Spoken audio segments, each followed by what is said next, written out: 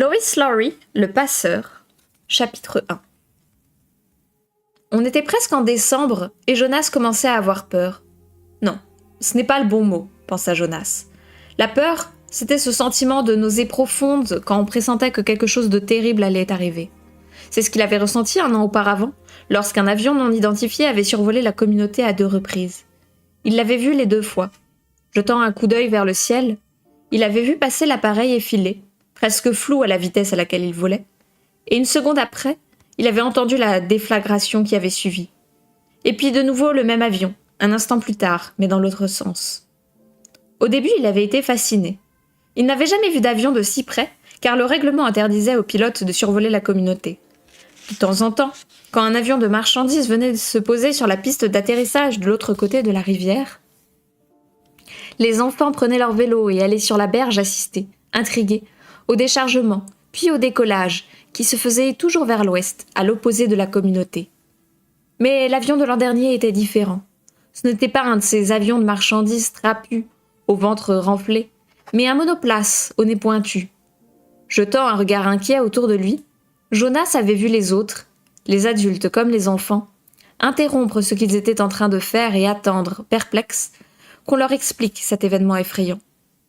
Et puis on avait ordonné à tous les citoyens de se rendre dans le bâtiment le plus proche et d'y rester immédiatement, avait dit la voix qui grinçait dans les haut-parleurs. Laissez vos vélos là où ils sont.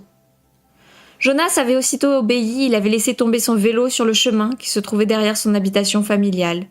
Il était rentré à la maison en courant, et il était resté là tout seul. Ses parents étaient tous les 2 au travail, et sa petite sœur, Lily, au centre des enfants, où elle allait tous les jours après l'école.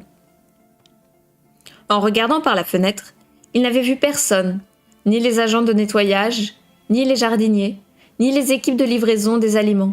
Rien de la foule affairée qui d'ordinaire peuplait les rues à cette heure-ci de la journée.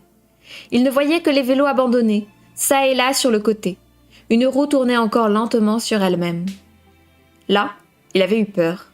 Sentir sa communauté plonger dans le silence et l'expectative lui retournait l'estomac. Il avait tremblé. Mais ce n'était rien. Quelques minutes plus tard, les haut-parleurs avaient recommencé à grésiller et la voix avait expliqué, sur un ton rassurant et moins pressant cette fois, qu'un pilote en formation avait mal lu ses instructions de vol et avait opéré un virage au mauvais moment. Le pilote avait ensuite désespérément essayé de faire demi-tour avant qu'on ne remarque son erreur. « Il va sans dire qu'il sera élargi », avait dit la voix, suivie d'un silence. Il y avait quelque chose d'ironique dans l'intonation de ce dernier message, comme si l'annonceur trouvait cela amusant. Et Jonas avait esquissé un sourire, bien qu'il sût de quoi il s'agissait. Pour un citoyen, être élargi par la communauté constituait une décision définitive, une punition terrible, un constat d'échec insurmontable. Même les enfants étaient grondés s'ils utilisaient ce terme à la légère pour se moquer d'un camarade qui avait raté la balle, ou qui s'était emmêlé les pinceaux en courant. Jonas l'avait fait une fois. Il avait crié à son meilleur ami « Ça y est, Asher, tu es élargi !» un jour où une maladresse de ce dernier avait fait perdre un match à leur équipe. Jonas avait été pris à part par l'entraîneur pour un entretien court mais sérieux, avait baissé la tête de honte et d'embarras, et s'était excusé auprès d'Asher à la fin du jeu. Maintenant, repensant au sentiment de peur tandis qu'il pédalait sur le chemin qui longeait la rivière pour entrer chez lui, il revoyait cet instant où la frayeur, palpable, lui avait fait comme un trou dans l'estomac, quand l'avion avait strié le ciel au-dessus de sa tête. Ce n'était pas ce qu'il ressentait à présent à l'approche du mois de décembre. Il se mit en quête du mot exact pour décrire ce qu'il ressentait. Jonas faisait attention aux mots qu'il utilisait, pas comme son ami Asher, qui parlait trop vite et embrouillait tout, mélangeant les mots et les expressions, jusqu'à ce qu'elles deviennent à peine reconnaissables et souvent très drôles. Jonas sourit en se rappelant le jour où Asher était arrivé en classe hors d'haleine, en retard comme d'habitude, au beau milieu du chant du matin. Quand la classe s'assit à la fin de l'hymne patriotique, Asher resta debout pour présenter des excuses publiques comme il était de rigueur. « Je demande pardon à ma communauté d'études de l'avoir dérangé. » Asher dépita à toute vitesse l'expression consacrée, cherchant toujours à reprendre son souffle. L'instructeur et toute la classe attendaient patiemment qu'il fournisse une explication. Les élèves souriaient déjà, car ils avaient entendu ces explications si souvent. Je suis partie de chez moi à l'heure correcte, mais en passant près du vivier, j'ai vu une équipe qui séparait des saumons. Je pense que je me suis laissée abstraire. Je demande pardon à mes camarades de classe, conclut Asher. Bisous Scarlett, à une prochaine. Il lissa sa tunique froissée et s'assit. Nous acceptons tes excuses, Asher. La classe récita d'une seule voix la réponse consacrée. Plusieurs élèves se mordaient les lèvres pour ne pas rire. J'accepte tes excuses, Asher, dit l'instructeur. Il souriait. Et je te remercie car une fois de plus tu nous fournis l'occasion de faire un petit point de vocabulaire. Abstraire est un mot trop fort pour décrire la contemplation des saumons. Il se retourna et écrivit « abstraire » sur le tableau d'instruction. À côté, il écrivit « distraire ». Jonas, qui était presque arrivé chez lui, sourit en repensant à la scène. Réfléchissant toujours tandis qu'il garait sa bicyclette à l'emplacement qui lui était réservé près de la porte d'entrée, il décida que peur n'était vraiment pas le bon mot pour décrire ce qu'il ressentait maintenant que décembre était presque là. C'était un mot trop fort.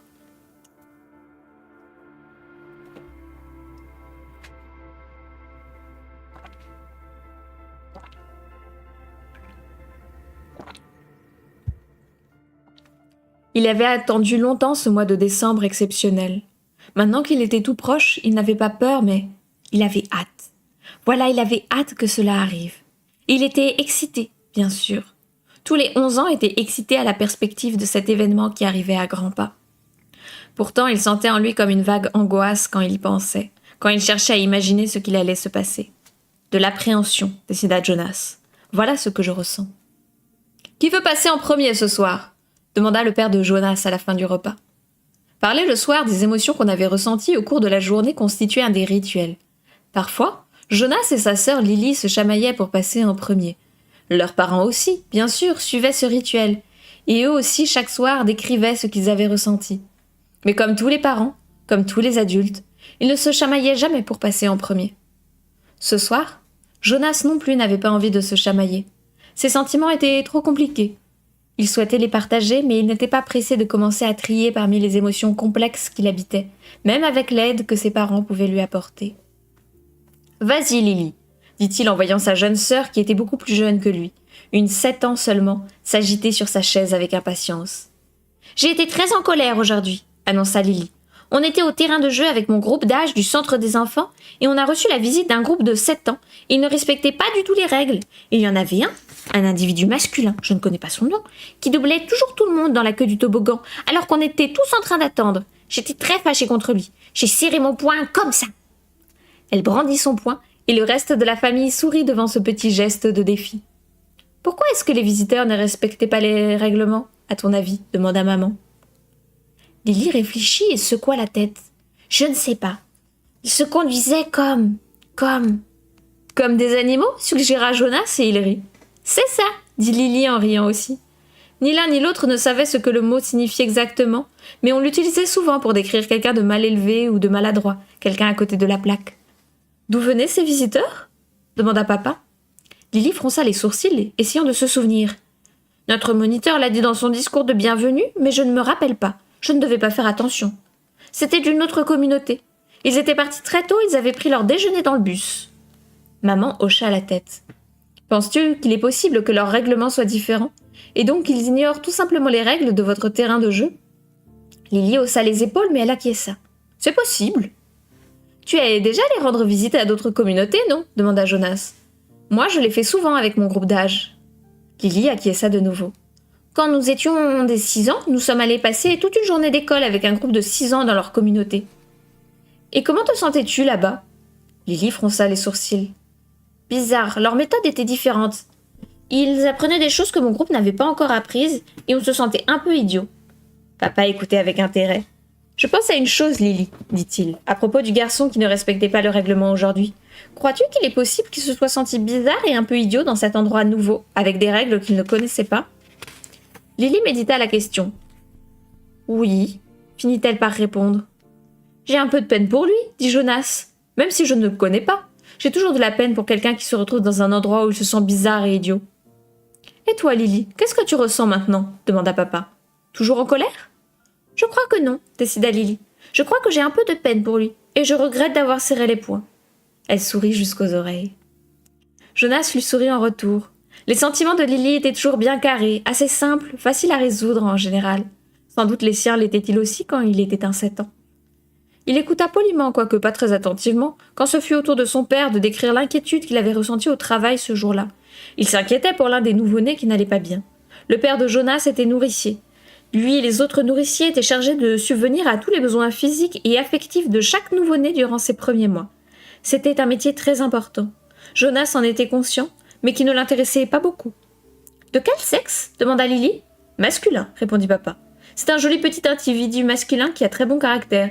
Mais il ne grandit pas aussi vite qu'il devrait et il ne dort pas bien. Nous l'avons mis dans la section des soins particuliers où il reçoit une attention supplémentaire. Mais le comité commence à parler de l'élargir. »« Oh non !»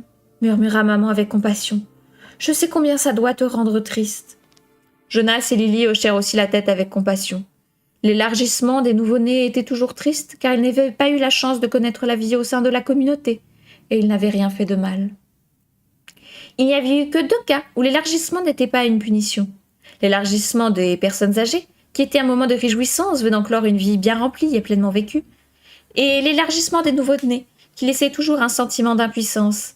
C'était particulièrement dur pour les nourriciers, qui avaient, d'une certaine manière, l'impression d'avoir échoué. Mais cela se produisait très rarement.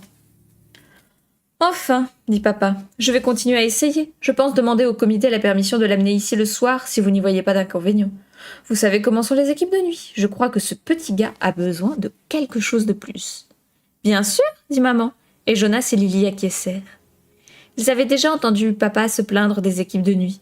Nourricier de nuit était un métier moins prisé qu'on attribuait à ceux qui manquaient de l'intérêt, des qualifications ou de la clairvoyance requises pour répondre aux demandes plus importantes de la journée.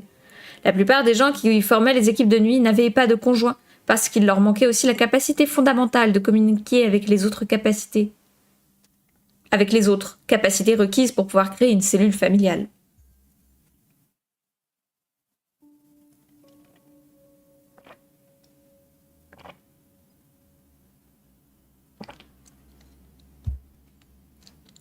Peut-être même qu'on pourrait le garder, suggéra Lily en prenant un petit air innocent. Cela ne trompe personne, ni Jonas ni ses parents. Lily, la reprit maman en souriant, tu connais le règlement. 2 enfants, un masculin, un féminin, par cellule familiale. C'était écrit très clairement dans le règlement. Lily gloussa. J'avais pensé que pour cette fois, peut-être.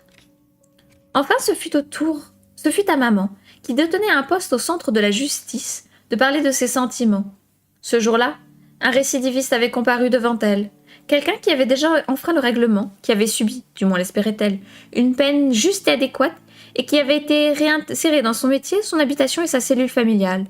En le voyant comparaître une nouvelle fois devant elle, elle s'était sentie submergée par le découragement et la colère. Elle s'était même sentie coupable de ne pas avoir réussi à transformer sa vie. « Et puis j'ai peur pour lui, confessa-t-elle. Vous savez qu'on n'accorde pas de 3e chance ? Le règlement veut qu'on soit élargi à la 3e transgression. » Jonas frissonna. Il savait que cela se produisait parfois. Il y avait même un garçon de son groupe d'âge dont le père avait été élargi plusieurs années auparavant. Personne n'en parlait jamais. C'était une honte innommable, difficile à imaginer. Lily se leva et s'approcha de sa mère. Elle lui caressa le bras.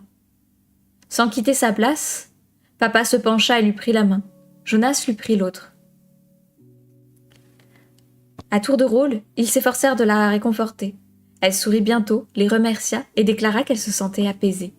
Le rituel se poursuivit. « Et toi, Jonas ?» demanda papa. « Tu es le dernier ce soir. » Jonas soupira. Ce soir, il aurait presque préféré garder ses sentiments pour lui. Mais bien sûr, c'était contre le règlement. « Je ressens de l'appréhension, » avoua-t-il, satisfait d'avoir fini par mettre la main sur le mot qui lui convenait. « Pourquoi donc, mon fils ?» Son père avait pris un air soucieux.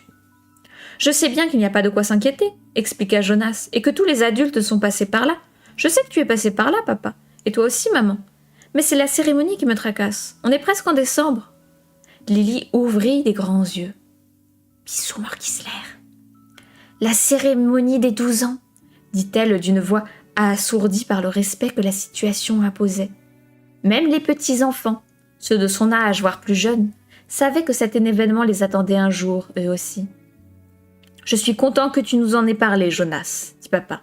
« Lily, » dit maman, en faisant signe à la petite fille, « va te déshabiller maintenant. Papa et moi allons rester ici pour discuter avec Jonas pendant un petit moment. » Lily soupira, mais elle obéit et descendit de sa chaise. « En tête-à-tête » demanda-t-elle. Maman acquiesça. En tête-à-tête avec Jonas, répondit-elle.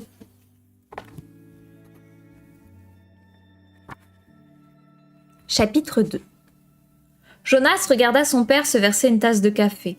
Il attendait. « Tu sais, finit par dire papa, le mois de décembre était toujours un moment excitant quand j'étais jeune.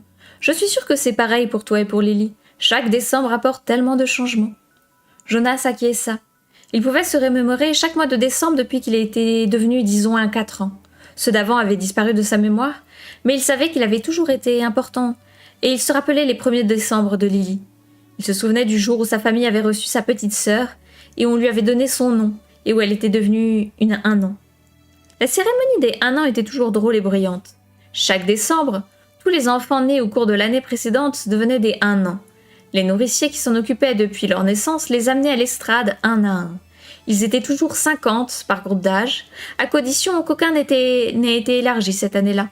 Chacun marchait déjà sur leurs petites jambes vacillantes. D'autres, âgés de quelques jours à peine, se trouvaient dans les bras de leurs nourriciers, emmitouflés dans un lange. « J'aime bien la cérémonie du nom, » dit Jonas. Sa mère approuva d'un sourire.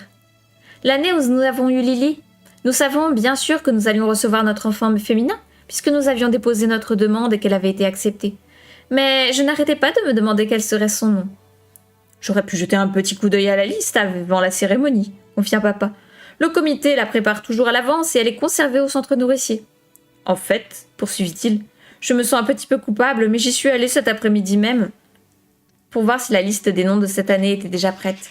Elle était juste là, dans le bureau, et j'ai cherché le numéro 36.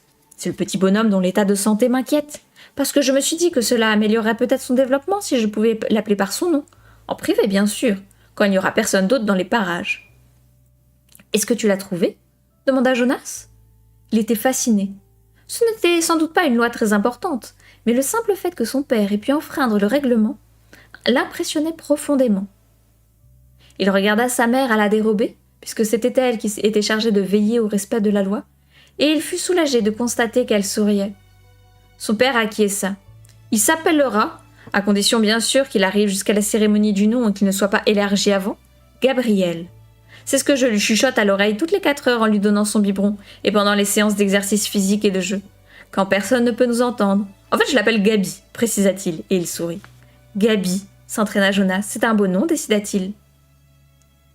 Bien que Jonas ne fût qu'à 5 ans l'année où il avait reçu Lily et appris son nom, il se rappelait l'excitation ambiante et les conversations à la maison anticipant son arrivée. De quoi aurait-elle l'air ? Comment serait-elle ? Comment s'intégrerait-elle dans leur cellule familiale ? Il se souvenait d'avoir grimpé les marches de l'estrade avec ses parents, son père à ses côtés pour une fois et non parmi les nourriciers, puisqu'il allait lui-même recevoir un enfant.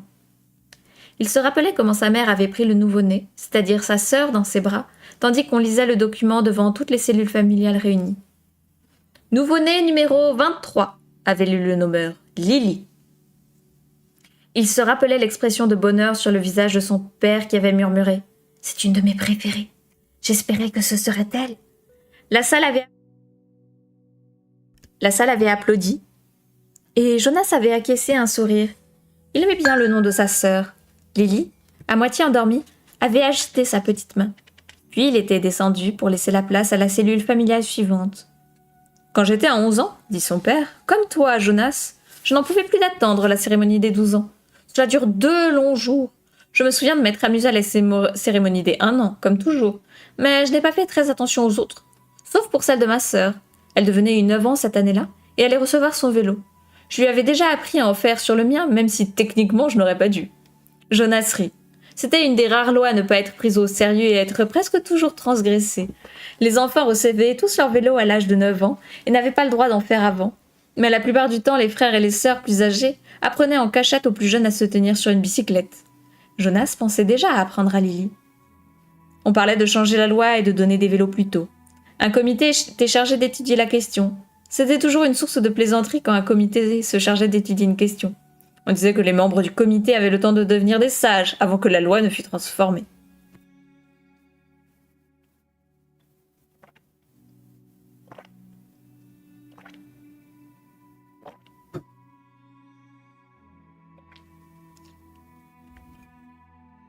Il était très difficile de modifier le règlement. Parfois, il s'agissait d'une loi très importante, contrairement à celle concernant l'âge des bicyclettes. La question finissait par être portée devant le dépositaire afin qu'il tranche. Le dépositaire était le sage le plus important. Jonas, à sa connaissance, ne l'avait jamais vu. Quelqu'un de cette importance vivait et travaillait seul. Mais le comité n'aurait jamais importuné le dépositaire pour une histoire de bicyclette. Ses membres se contenteraient de se quereller sur la question pendant des années, jusqu'à ce que les citoyens oublient même que le problème avait été soulevé. Son père poursuivit. Je me suis donc réjoui quand j'ai vu ma sœur, Katia, devenir une 9 ans, retirer ses rubans et recevoir son vélo. Ensuite, je n'ai pas fait trop attention aux 10 ans et aux 11 ans. Et puis, enfin, à la fin du 2e jour, qui m'a semblé durer des siècles, ça a été mon tour, la cérémonie des 12 ans. Jonas frissonna. Il imaginait son père, qui avait dû être un garçon réservé et silencieux, puisque c'était un homme réservé et silencieux, assis parmi les camarades de son groupe d'âge, attendant d'être appelé. La cérémonie des 12 ans était la dernière des cérémonies. C'était la plus importante. Je me rappelle comment mes parents avaient l'air fiers, et ma sœur aussi, même si elle aurait aimé être dehors pour essayer sa bicyclette devant tout le monde. Elle a arrêté de gigoter, et c'était une très calme quand ça a été mon tour. Mais pour être honnête, Jonas, continua son père, il n'y avait pas autant de suspense pour moi qu'il y en a pour toi avec ta cérémonie, parce que j'étais à peu près sûre de ce que serait mon attribution. Cela surprit Jonas. Il n'y avait vraiment pas moyen de savoir. La sélection était faite en secret par les dirigeants de la communauté. Le comité des sages, qui prenait leurs responsabilités tellement au sérieux qu'ils ne parlaient jamais des attributions, même pour plaisanter. Sa mère aussi paraissait surprise. « Comment pouvais-tu en être sûre ?» demanda-t-elle. Son père sourit de son doux sourire. « Eh bien, j'ai toujours su de manière évidente, et mes parents m'ont avoué plus tard qu'eux aussi le savaient, ce pourquoi j'étais douée. J'ai toujours aimé les nouveau-nés, plus que tout. Quand les camarades de mon groupe d'âge faisaient des courses à vélo ou fabriquaient des ponts avec leurs jeux de construction, ce que je fais moi avec mes amis, remarqua Jonas, et sa mère approuva en silence. Je participais aussi, bien entendu, parce que les enfants doivent s'adonner à toutes ces expériences, et je travaillais dur à l'école comme toi, Jonas. Mais à chaque fois que j'avais du temps libre, c'est vers les nouveau-nés que j'allais. Je passais presque toutes mes heures de bénévolat au centre nourricier. Et bien entendu, les sages le savaient grâce à leurs observations. Jonas acquiesça. Au cours de cette année, il avait pris conscience d'être observé davantage, que ce soit à l'école, pendant le temps libre, ou pendant les heures de bénévolat. Il avait vu les sages les observer, lui et les autres, 11 ans. Il les avait vus prendre des notes. Il savait aussi que les sages se réunissaient pendant des heures avec tous les instructeurs qu'ils avaient eus au cours de leurs années d'école. « Je m'y attendais donc, reprit papa. Et j'étais content, mais pas du tout surpris, quand on a annoncé que je recevais l'attribution de nourricier. « Est-ce que les gens ont applaudi quand même ?» demanda Jonas, même si c'était sans surprise. « Oh bien sûr. Ils étaient contents pour moi, puisque mon attribution correspondait à ce que j'aimais le plus. J'avais conscience d'avoir beaucoup de chance. » Son père sourit. « Est-ce que certains ont été déçus cette année-là parmi les 11 ans ?» demanda Jonas. Contrairement à son père, il n'avait pas la moindre idée de ce que serait son attribution. Bien qu'il respectât son travail, nourricier ne lui aurait pas plu, et il n'enviait pas du tout la situation des travailleurs. Son père réfléchit. « Non, je ne pense pas. Les sages mènent leurs observations et leurs sélections avec tant de soin. C'est probablement le poste le plus important de notre communauté, remarqua sa mère. Mon amie Yoshiko était surprise d'avoir été sélectionnée pour être médecin, mais elle était ravie. Et voyons, il y avait Andrei, qui ne voulait jamais rien faire de physique quand nous étions petits, je me souviens. Il passait tout son temps libre à jouer à des jeux de construction et ses heures de bénévolat, il les passait sur des chantiers. Les sages savaient tout ça, bien entendu. On lui a attribué le poste d'ingénieur et il était ravi. C'est Andrei qui a dessiné le pont qui traverse la rivière à l'ouest, ajouta la mère de Jonas. Ce pont n'y était pas quand nous étions enfants. C'est très rare qu'il y ait des déceptions, Jonas.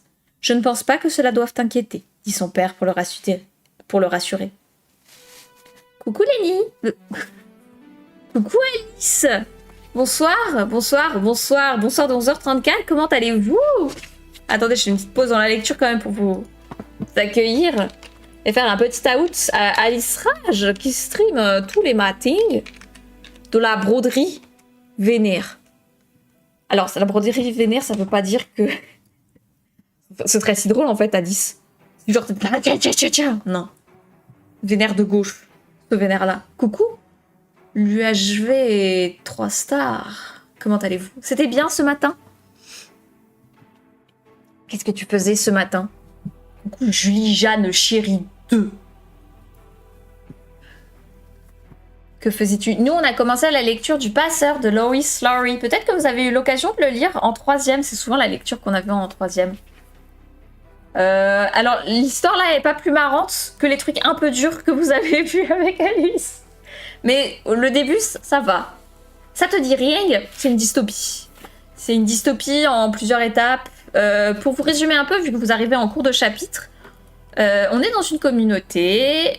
Jonas est à 11 ans. Il a 11 ans. Il va avoir 12 ans et ça va être le moment de la cérémonie d'attribution des rôles que tu vas avoir dans la société. Que tu vas avoir. Pas nous, hein. Et il est inquiet. Et donc il en parle avec ses parents le soir parce que tous les soirs on parle de ses sentiments avec ses parents et on fait le point. Et là son père lui raconte comment ça s'était passé pour lui à l'époque et on comprend un peu mieux les structures de la société où donc il y a des cellules familiales avec à chaque fois un papa, une maman et les papas et la maman ils peuvent faire une demande pour 2 enfants, un garçon et une fille. C'est pas eux les parents, hein, biologiques, hein, vous vous en doutez. Et voilà, tout est pensé en termes de cellules, tout est sous contrôle, tout va bien. Voilà. Donc voilà à peu près où on en est. C'est un livre pour adolescents. Hein. C'est de la littérature jeunesse. Mais c'est rafraîchissant, vous allez adorer. Voilà. Donc là, Jonas, il s'inquiète. Et il se demande s'il y a des gens parfois qui ont des attributions qui ne leur conviennent pas. Genre, tu te retrouves plombière et tu voulais pas. Mais heureusement, le conseil des sages veille sur vous et vous donnera le métier que vous voudrez. Voilà. On lit. Après, à 11h, quasiment tous les matins et avant on joue. Ce que j'avais à vous dire. Merci en tout cas. Et j'espère que même si tu as vu des choses dures, ça va Alice. De toute manière, la vie est dure. Eh non mais c'est compliqué ce matin, la vie est dure. Oui, on vit dans une saucisse. Allez, on oublie, je reprends ma lecture. C'est compliqué, allez on boit. Glou glou.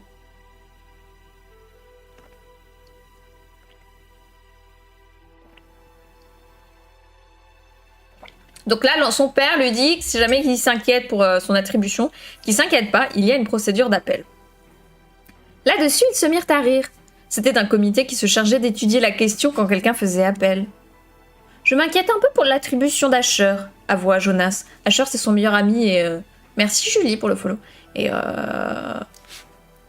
c'est un petit rebelle.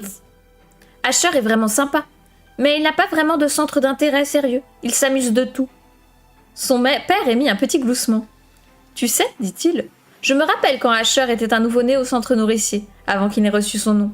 Il ne pleurait jamais, tout le faisait rire. Dans l'équipe, on aimait tous s'occuper d'Asher. Les sages connaissent Asher, dit sa mère. Ils lui trouveront exactement l'attribution qui lui convient. Tu ne devrais pas t'inquiéter pour lui. Cela dit, Jonas, je voulais te prévenir d'une chose qui ne t'est peut-être pas venue à l'esprit. Je sais que je n'y avais pas pensé avant la cérémonie des 12 ans. De quoi s'agit-il? Comme tu le sais, c'est la dernière des cérémonies. Après 12 ans, l'âge ne compte plus. La plupart d'entre nous, d'ailleurs, perdent la notion de leur âge au fur et à mesure que le temps passe, bien qu'ils soient inscrits dans la grande salle des registres publics et qu'on puisse aller le consulter là-bas si on le souhaite. Ce qui compte, c'est la préparation à la vie adulte et la formation que tu vas recevoir dans le cadre de ton attribution. Je sais, répondit Jonas. Tout le monde sait ça. Ce qui veut dire, poursuivit ta mère, que tu vas te retrouver dans un nouveau groupe. Et il en ira de même pour tous tes amis. Tu ne passeras plus ton temps avec ton groupe de 11 ans. Après la cérémonie des 12 ans, tu passeras ton temps dans ton groupe d'attribution avec ceux qui sont en formation. Plus de bénévolat, plus de temps libre. Par conséquent, tes amis ne seront plus aussi proches de toi. Jonas secoua la tête. Asher et moi, nous resterons toujours amis, dit-il d'un ton ferme. Il y aura encore l'école. C'est vrai, reconnut papa. Mais ce que dit ta mère est vrai aussi. Il va y avoir des changements. Des changements positifs, d'ailleurs, fit remarquer sa mère. Après ma cérémonie des 12 ans, j'ai regretté les temps libres de mon enfance. Mais quand j'ai commencé ma formation de droit, je me suis retrouvée avec des gens qui partageaient mes intérêts. Je me suis fait des amis différents, des amis de tous les âges. Est-ce que tu as continué à jouer après 12 ans demanda Jonas. De temps en temps, mais ça ne me semblait plus aussi important qu'avant. Moi, oui, intervient son père en riant. Je continue encore aujourd'hui. Tous les jours, au centre nourricier, je joue à bateau-ciseaux, à Adana sur mon bidet et à la petite bête qui monte qui monte. Il se pencha pour caresser les petits cheveux courts de Jonas. On n'arrête pas de s'amuser parce qu'on devient 12 ans. Lily apparut en chemise de nuit dans l'encadrement de la porte. C'est sa petite sœur. Elle soupira d'impatience. C'est une très longue conversation en tête-à-tête que vous avez. Et il y en a qui attendent leurs objets de bien-être. Lily, lui dit sa mère avec tendresse, tu seras bientôt une 8 ans. Très bientôt. Et à 8 ans, on te reprend ton objet de bien-être. Il sera redonné à un petit enfant. Tu devrais commencer à t'habituer à t'endormir sans. Mais son père s'était déjà dirigé vers l'étagère et y avait pris l'éléphant en peluche qui s'y trouvait. Beaucoup d'objets de bien-être, comme celui de Lily, étaient des créatures imaginaires, douces et repondies. Celui de Jonas s'appelait un ours. « Voilà, Lily Loulette, dit papa.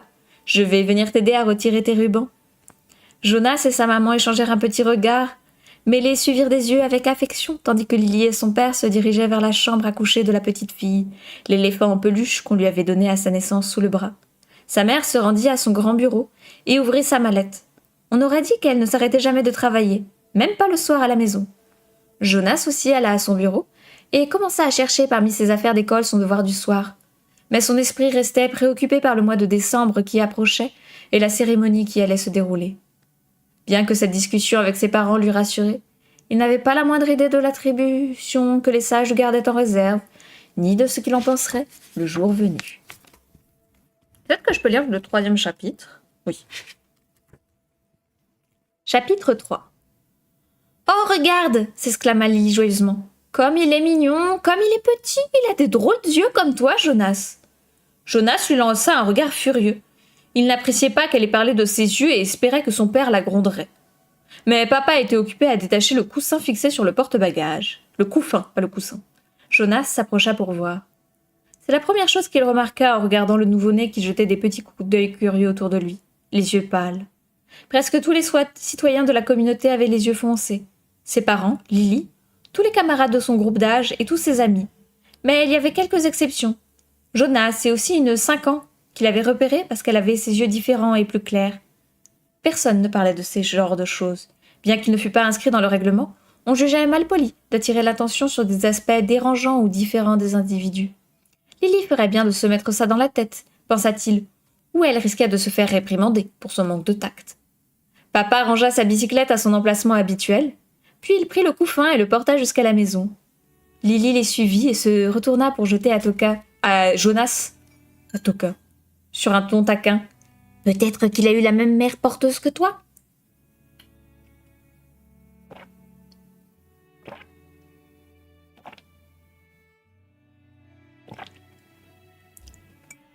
Jonas haussa les épaules. Il les suivit à l'intérieur. Mais il avait été frappé par les yeux de l'enfant. Les miroirs étaient rares dans la communauté. Ils n'étaient pas interdits, mais on n'en avait pas vraiment besoin.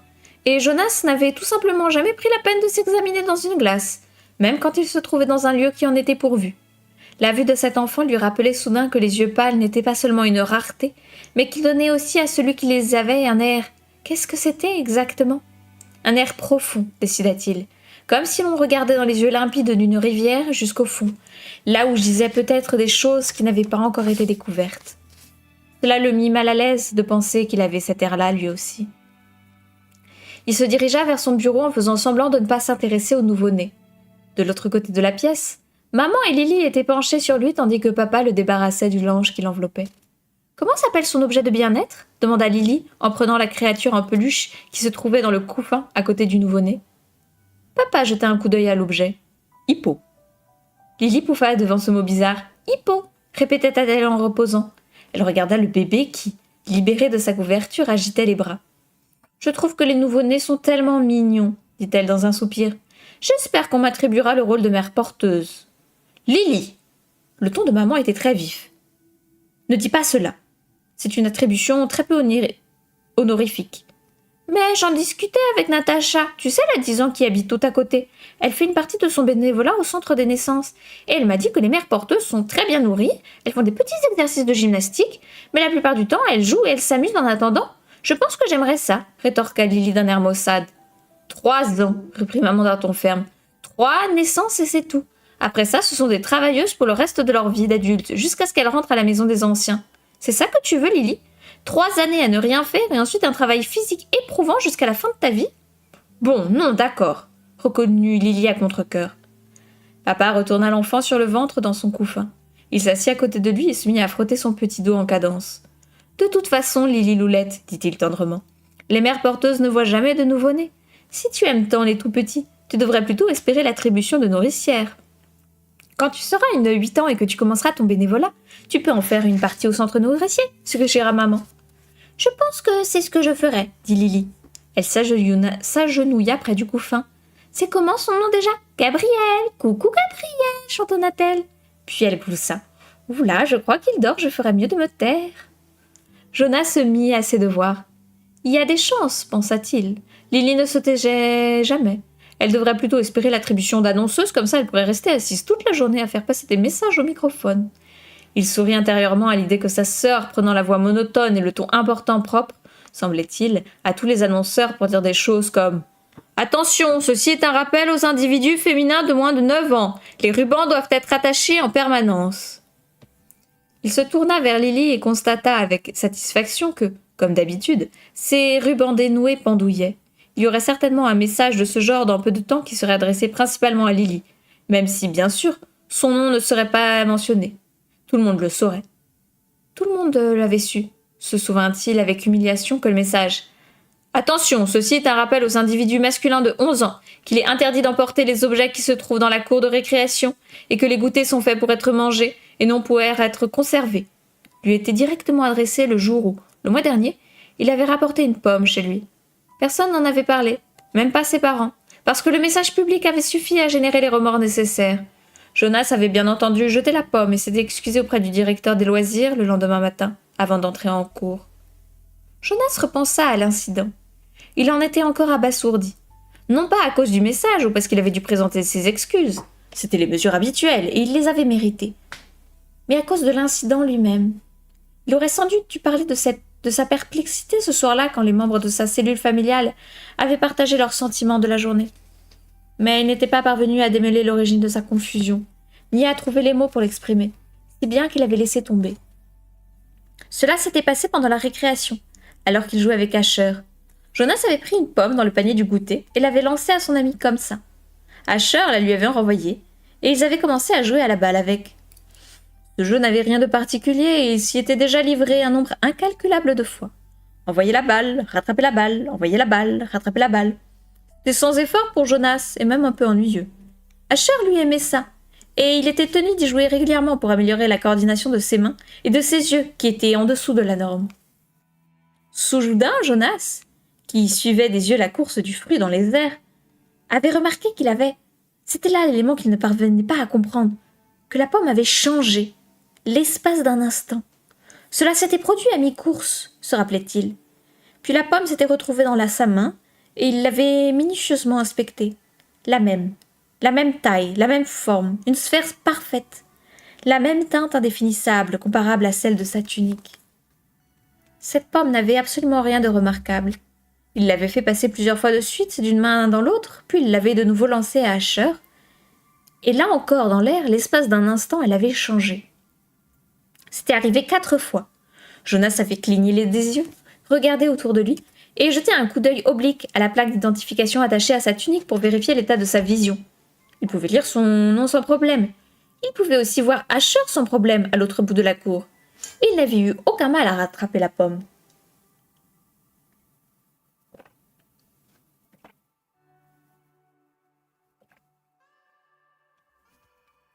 Jonas était resté bouche bée. « Ash !» avait-il crié.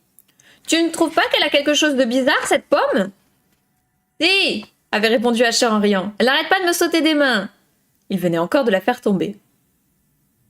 Et alors Jonas avait ri lui aussi. Et par ce rire avait essayé d'ignorer ce dont il était certain et qui le mettait mal à l'aise, que quelque chose s'était vraiment produit. Mais il avait emporté la pomme chez lui, ce qui allait à l'encontre du règlement. Ce soir-là, avant que ses parents et sa sœur ne rentrent, il l'avait tenue dans ses mains et l'avait regardée attentivement.